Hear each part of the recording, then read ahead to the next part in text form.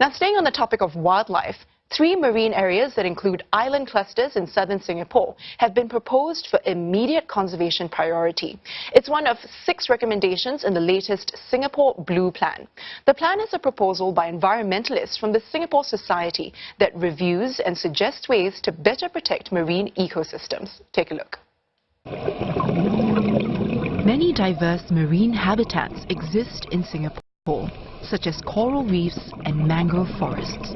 But when it comes to their conservation, over 100 environmentalists seem to agree that more can be done to preserve these marine habitats. And they've developed a blueprint to help review and advocate better measures to conserve these places. Called the Singapore Blue Plan, it's led by NUS marine biologists with help from academics and environmental lawyers.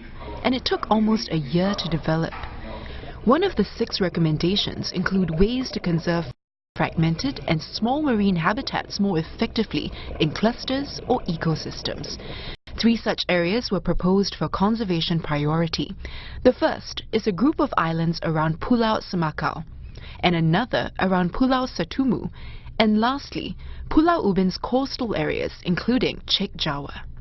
The clusters integrate various habitats like seagrass meadows, reefs and coastal forests with significant biodiversity.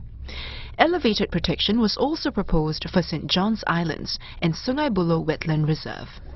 Among other proposals were calls for stiffer laws to deter oil pollution from fishing vessels and illegal possession of protected aquatic and marine life. The plan is based on the latest marine conservation research. There were several key areas which we recommended for protection. Most of those areas were coral reefs. In the past 10 years, we have increased our studies on other marine habitats, for example, seagrass, mangroves, as well as rocky shore and sandy shore.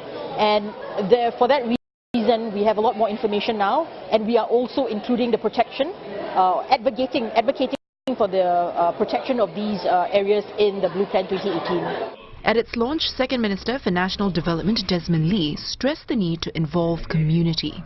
It is only when the broader community of Singaporeans learn about and marvel at our biodiversity, both on land and in the water, that we can better appreciate it and actively help to protect it. You cannot protect what you don't love, and you can't love what you don't know. The plan will be submitted to the government for consideration next week. The Sisters Islands Marine Park, which houses a turtle hatchery, was part of the previous 2009 Blue Plan.